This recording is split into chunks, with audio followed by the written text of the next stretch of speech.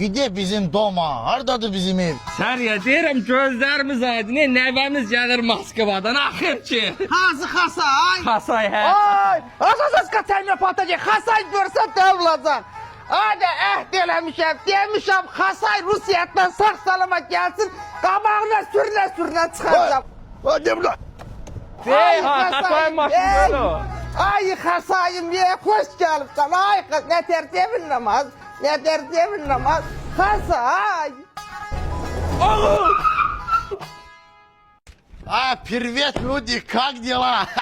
Nənəm, nənəm, o vaxtı pensiyası bana perevod elədi, mən getdim Rusetə, tutuzdudum, arvadım, mən heç vaxtısı əziyyəti qaytaran deyişim. Al nənəm. İntisama getdiyinə mağarı gətirib qursunlar.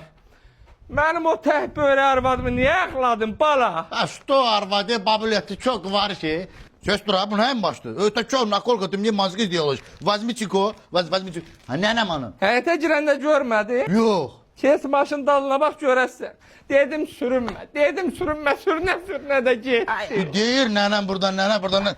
Oy, nənə, ты что сделаешь здесь? Vay Xasay, gəlibsən bala.